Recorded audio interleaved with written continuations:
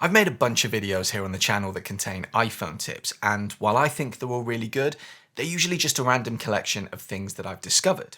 What I've not done up until now is just share a bunch of tips that I genuinely use all the time with my iPhone.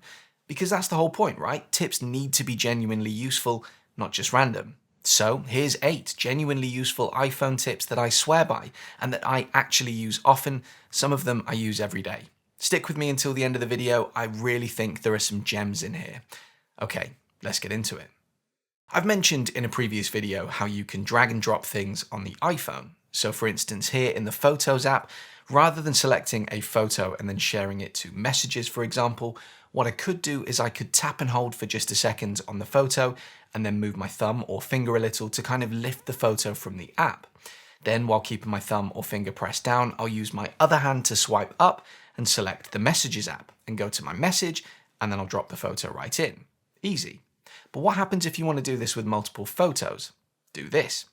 Back in the Photos app, I'm going to tap and hold to select a photo and then move my thumb or finger around a little like we did last time to lift it from the Photos app. I'm going to keep my thumb or finger pressed down, but then with my other hand, I'm going to tap on some other photos. Notice how each time I do this, they kind of magnetically snap to the photo that I've already got selected, and we get this little tally number. It's creating a photo stack for us. When ready, repeat the steps from what we did previously and simply keep pressing down on the screen with the hand that's holding the photo stack, and with the other hand, open another app like Messages or Mail, and when you're ready, drop the stack of photos in. This works with photos, but it also works in apps like Files too, so you could do this with multiple documents if you like. The Files app is a bit of a hidden gem on the iPhone, not so much because people don't know it's there, but because I think people either don't think it's relevant to them or don't realize what it can do. But let me show you a couple of ways that the Files app can be a game changer for you. Let's say, for example, that we need to send some photos to someone, but they've asked us to compress those files into a zip folder. There's no way you can do that in the Photos app, and while you could download a third-party app to do this, there's actually a much easier way of doing this. In the Photos app, I'm going to select the photos that I want to send, and then I'm going to tap the ellipsis in the lower right of the screen. I'm then going to choose Copy. I'm then going to open the Files app, and it doesn't really matter where we navigate to here, but I tend to do this on the desktop or in the Downloads folder or somewhere like that, so I'll choose Desktop. I'm then going to tap and hold somewhere in here for just a second to get this contextual menu, and I'm going to choose Paste. You can see that the 3 photos that we had selected are now showing here on the desktop. Then I'm going to select these 3 photos and tap on the ellipsis in the lower right of this app and choose Compress. Just like that, the photos have been added to a zip file, which I can then rename and send. But notice that the photos that I selected are pretty large. They're RAW files, so even with them being zipped, the archive file itself is massive. So what I'll do is I'll select one of the photos and tap into the ellipsis menu again, but this time I'm going to choose Convert Image. I'm going to choose JPEG, although notice how I could switch to a PNG or a HEIF file if I wanted to, and then I'm going to choose Large. I have tried doing this in bulk, by the way, it just doesn't seem to work, which is a real shame. You have to convert the images one by one, it would appear, so I'll repeat the process for the other 2 images. But once that's done, notice the massive difference between the size of the converted images versus the size of the raw images. Now, if I select those converted images and follow the steps to compress them, you can see just how much smaller we're able to make the zip file. Obviously, you would then select that zip file and share it whatever way you like. Also, just to show you, you can select images and then do things like remove the backgrounds from them or turn multiple images into a PDF, which may be handy for you. If you have visitors and they want to access your Wi-Fi, if they're on an Apple device and they're nearby, when they tap on your Wi-Fi, your iPhone will receive a prompt asking if you'd like to share the Wi-Fi password with them securely. My experience is that this sometimes works, but not always, so there is a backup option that's definitely worth you knowing about. If you head into Settings and then Wi-Fi and tap the I or Info button next to your Wi-Fi connection, then tap on the password, your phone will first verify that it's you using your biometrics or passcode, but once it's verified it's you, it will then show you the Wi-Fi password. You can then tap and hold to copy it and can then share it as you like. I find this is most useful when I'm adding something like a smart home device to my Wi-Fi and I need to quickly grab the password. By the way, if you prefer to have content like this in a written format, there's a PDF to accompany this video, and you can access it by joining my membership program, where for a small monthly fee, you'll get access to all video PDFs moving forward, plus the growing library of old ones. Just follow the link in the description of this video that says become a channel member. Say what you like about Siri, I think we can all agree that it lags behind the competition in terms of being a smart assistant, but it does do a couple of things really well. And one of the features that I use the most with Siri is its ability to convert things for me quickly and accurately. Having Siri perform a conversion for you is really simple. You just access it and ask it to convert. So for example, you might say something like, convert 2,000 US dollars into pounds for me, and Siri will give you an accurate and up-to-date conversion. But you can use it for a number of other conversions as well. You might say convert 20 feet into meters, or something like convert 3 cups of flour into grams, or whatever you need for whatever you're doing. I've found that it can generally handle most conversion tasks. But another Siri feature that I genuinely use all the time is its ability to identify a song. If you ever hear music on the TV or radio or playing from a speaker while you're out and about, and you want to know what it is, simply activate Siri and say, what song is this? And then hold your phone as close to the music as you can. Your phone will listen for a moment before returning an answer. So long as you've got an iPhone SE first gen or an iPhone 6s or newer, you can use the Measure app to measure things with your phone. And if you've got an iPhone Pro model, so that's a 12, 13 or 14 Pro, the built-in LiDAR feature makes this function even easier and more accurate, although it will work on all of the devices that I just mentioned. So say you're out and you see a piece of furniture that you'd like to buy, but you need to measure it and don't have the means to do that with you. Use your iPhone. Open the Measure app either by locating it on your iPhone's home screen or by going to Spotlight Search and finding it from there.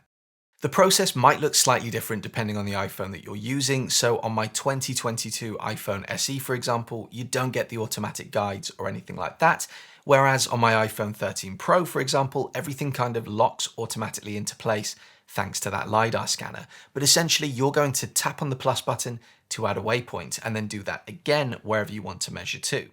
It's as simple as that, and you can then tap on the measurement and choose copy to copy the value to the clipboard, or you can tap on the icon in the upper left to view all of your recent measurements and do the same here. So if you want to quickly put these into a note, for example, this is how you would do that. And if your device recognizes that you're trying to measure a rectangle like mine has here, you can literally just tap the plus button once to grab the measurements for it in a single go. Also, probably worth mentioning that if you go to Settings and scroll down to Measure, you can change your measurement units between imperial and metric as you need to. Now, would I rely on this the same way that I'd rely on a tape measure in terms of precision accuracy? No, but this is very, very good. More than enough if you need a quick measurement and your iPhone is always in your pocket or your bag, right? Oh, and whilst we're here, it would be rude not to mention the level button down in the bottom right of the screen, which allows you to use your iPhone as a spirit level. Again, it's not going to replace a professional tool, but it's good enough to get you out of a bind. By the way, if you're enjoying the content here, why not consider signing up to my newsletter, The Proper Weekly? I include some tech news from the week, a behind the scenes of what's happening here on the channel, as well as a tip for an item in the Apple ecosystem. The newsletter goes out each Friday, it's free to join, and I'll include a sign up link in the description of this video. I think in most of these videos where people talk about life-changing iPhone tips, something related to the keyboard comes up, which makes sense. We all spend a lot of time typing on our devices. I've made a couple of videos entirely dedicated to the iPhone keyboard, which I will link to in the description of this video, but I'll include my 2 favorite tips here. First up, you can use the spacebar as a trackpad to move your cursor around a passage of text with incredible accuracy. To do this when the keyboard is on screen, simply tap and hold the spacebar and then begin to move your finger or thumb around on the screen. The cursor will move with it and you can drop it wherever you like, which means you can make quick edits on the fly even with one hand. The other tip that I use all the time is text replacements. Go into Settings, then General, then Keyboard and choose Text Replacement. In here, tap the plus button in the upper right of the screen. In here, you can choose a phrase that you'd like to be swapped in for a shortcut when you type it. So for example, I'm going to create one where I'm going to put PHT in the shortcut and Proper Honest Tech in the phrase box. Then each time I type PHT on my keyboard, my iPhone will immediately swap it in with the phrase Proper Honest Tech, saving me from having to type it. Get creative with this. There are loads of useful things that you could include in here. Some of the best that I've seen are things like having the shortcut @ input your email address, or input in the hash key twice to input your phone number. Some people use it to input emojis. I guess your mileage is going to vary with this one, but you can hopefully see how much scope there is here. Focus modes are a method of changing the look and feel of your iPhone depending on what you're doing at that moment in time. So the most obvious example is to have a mode for work and then a mode for when you're not working.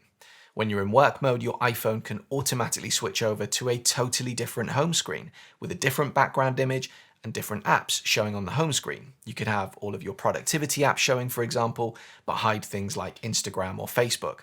And then you could have a personal focus mode, and that could have all of your apps that you enjoy using in your downtime and hide things like Slack or your email.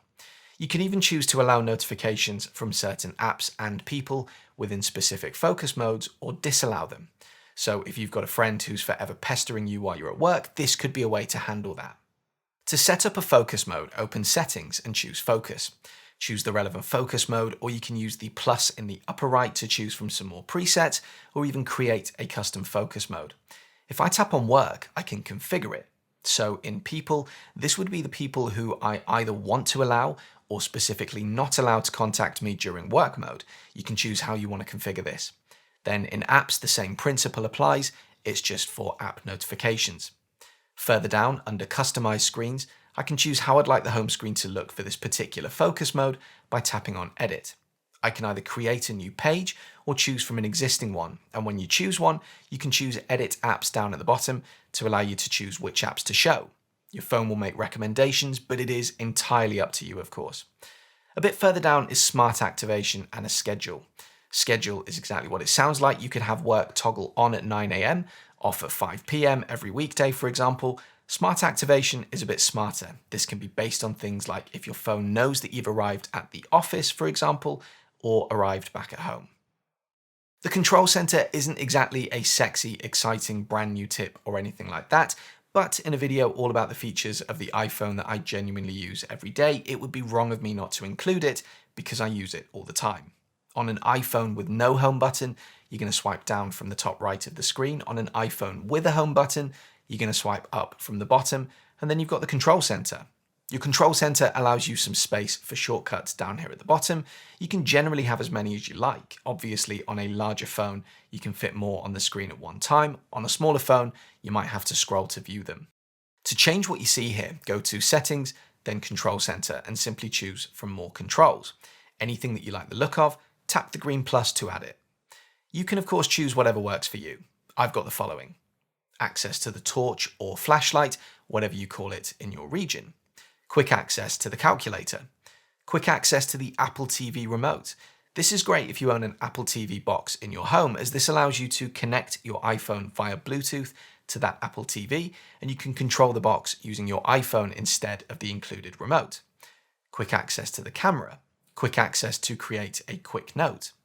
Quick access to screen record. By the way, little bonus tip for you. If you press and hold, you can not only choose where the finished screen recording should go, the default is your photo library, you can also choose whether to have the microphone on or off while you're recording. It's off by default, but if you ever need to send someone a video of an issue with a commentary of the problem, for example, toggle this on, and then you can talk away while you're filming. I've got my Apple Wallet here, then quick access to low power mode, then Shazam, which is basically the method of quickly identifying a song if you don't want to use Siri, then quick access to the stopwatch, then quick access to voice memos, and finally quick access to alarms. So there you go, 8 tips that I genuinely use all the time on my iPhone. What do you think? Any game changer tips that you swear by that should have been included here? Drop me a comment and let me know. And as ever, if you found this video useful, do please consider leaving me a like and subscribing to my channel for more content like this in the future. See you on the next video.